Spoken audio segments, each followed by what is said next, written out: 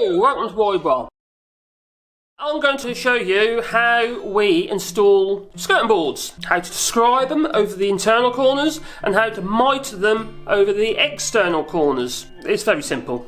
Once you know how, it's really easy. What will make your life a lot easier is a mitre saw, such as this little Mitre one I got down here. It doesn't have to be Mitre, it could be any mitre saw. Just to make sure it's reasonable quality so the mitres are accurate. We use this machine not just for making 45-degree cuts for the external mitres of a skirting board, we also use it to do our scribe on the internal corners. Now I'll explain how we do that in this video. Okay, here are our skirting boards, and these are the ones I've just made out of some floorboarding, 4-inch floorboarding, tongue grey. That's why we've got the slot on the bottom. But you can buy obviously your skirting boards off the shelf. It's not really an issue. It won't make any difference. What we've got is an internal joint for the skirting and an external joint for the skirting board here. So we've got one going that way and we've got one that's going that way.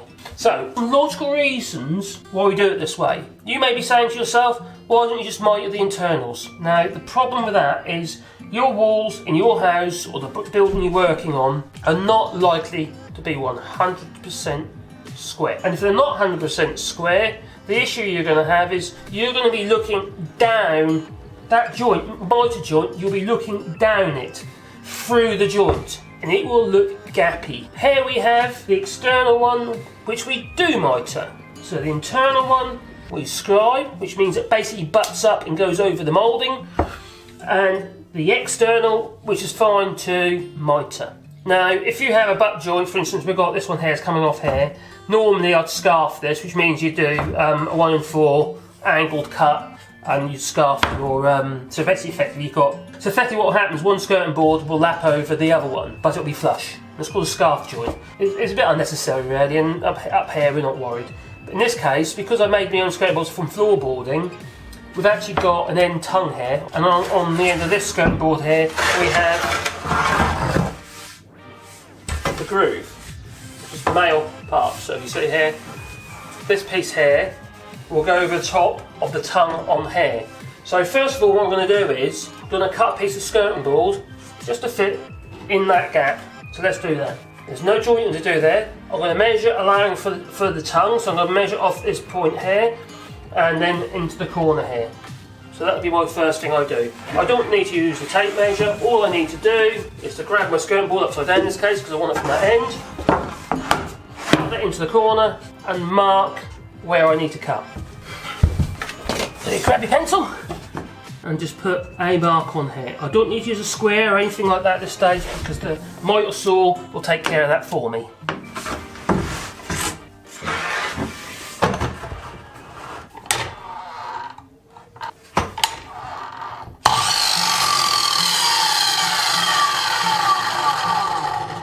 Some mitre saws, like this little Mitre one here, has a laser.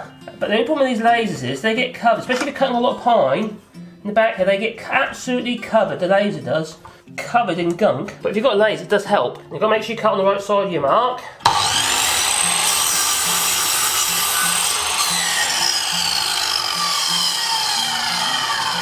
There we've got our cut length of skirt. So let's see if that fits.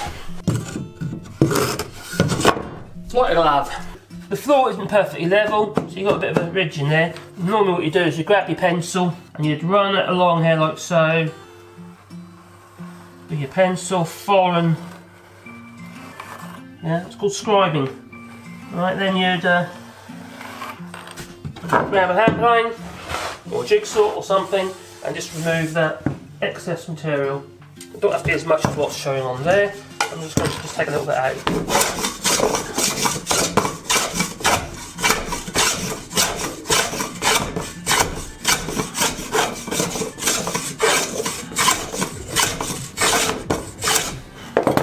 So it sits a little bit nicer than what it is at the moment. Hopefully that'll be enough.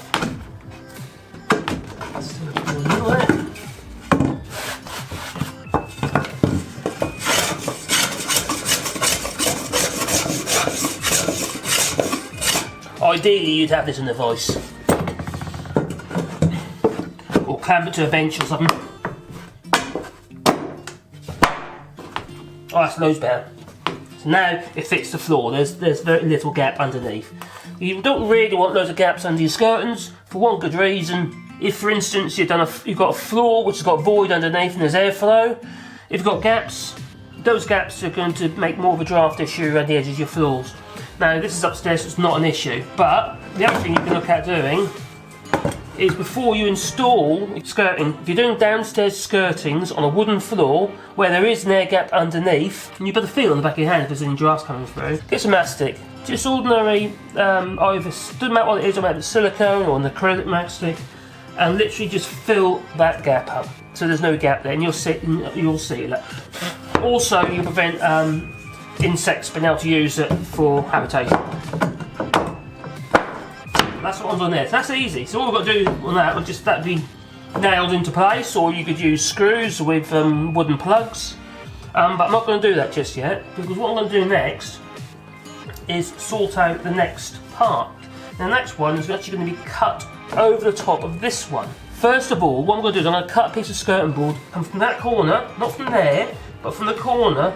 So I'll grab the tape. 27. Right, so here is our piece of skirting that is going to go in there like so.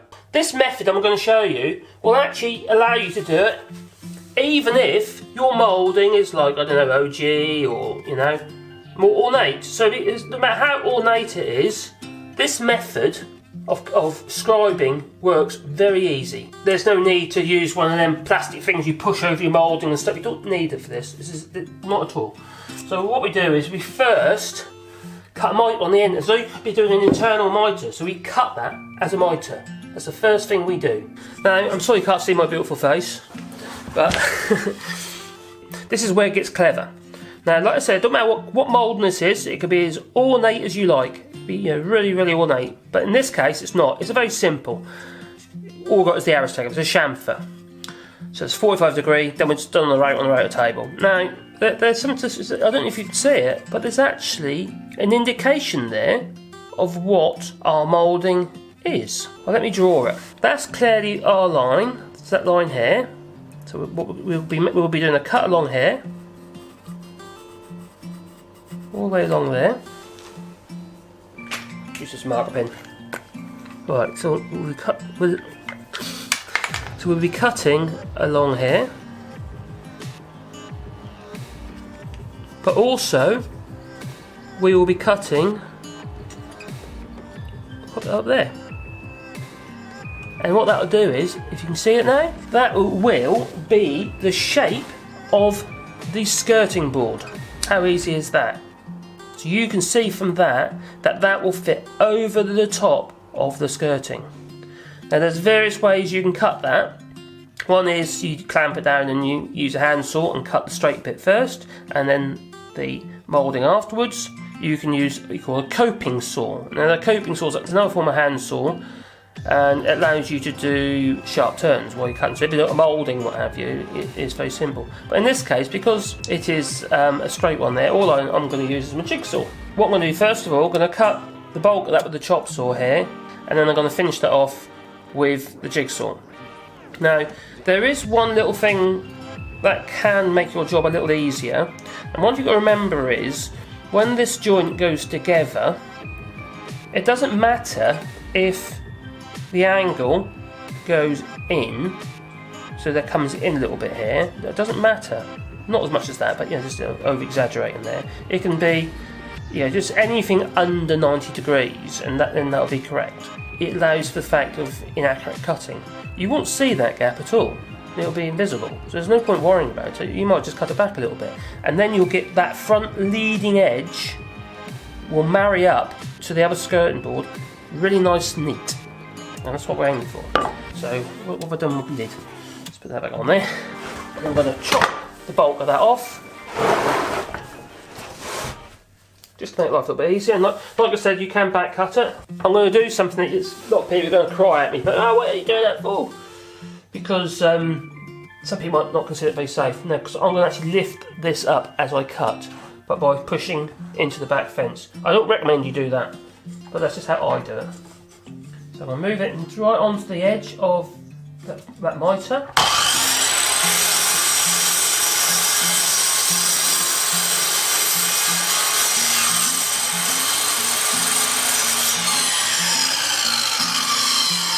you can see there, stop. As you can see there, I've done the bulk of the straight cut. So now I'm going to just use my jigsaw now and just cut that last little bit.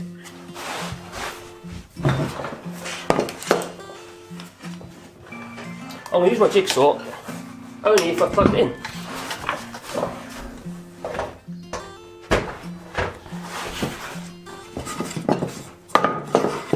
There's a Bosch professional jigsaw, really good bit of kit. So I'm going to actually hold it back a little bit as well.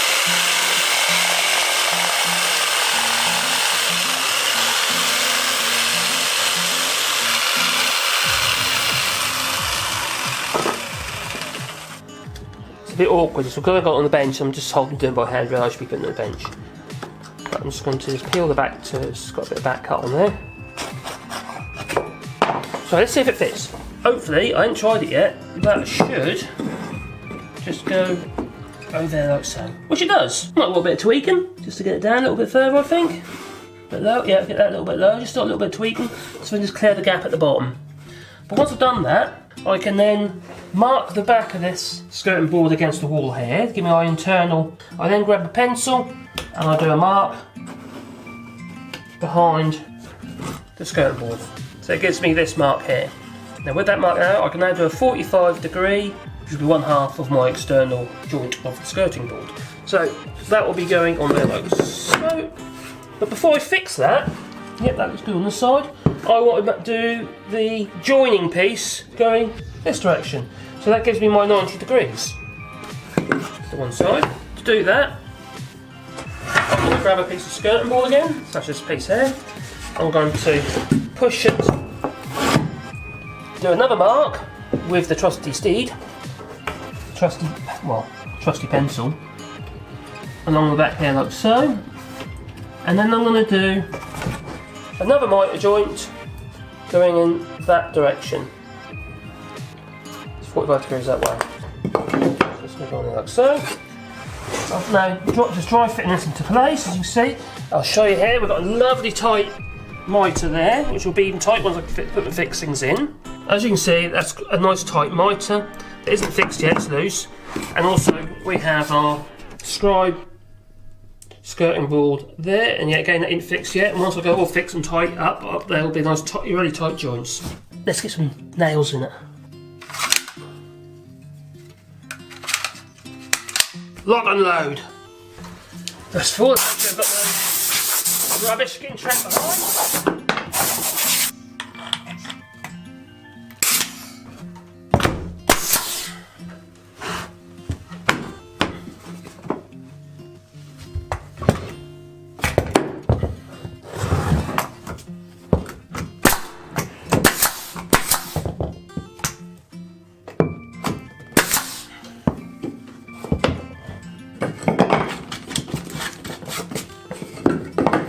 If there's no lumps of plaster in the way, which will prevent you from getting your joint together. Okay. Now when you put these nails in on the joints, you need to go in both directions. One on one side won't do, it will find its way apart.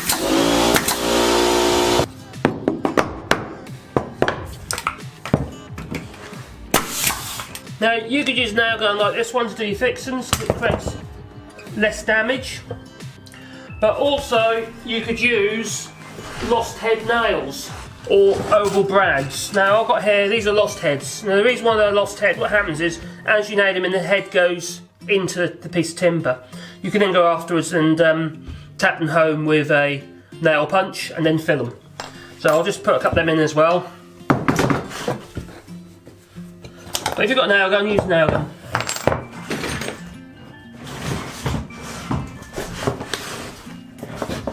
Now we know this is stud work. Yeah, plasterboard on. We know there's a timber in the corner. There's most likely be one in the corner there. I know there's one along the bottom.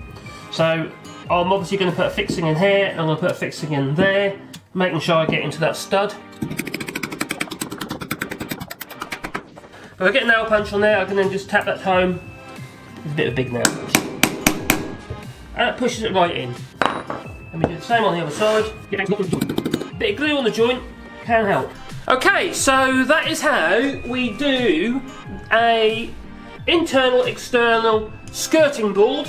In this case I'm using the Mitre Saw to help, but you can do this obviously by using hand tools.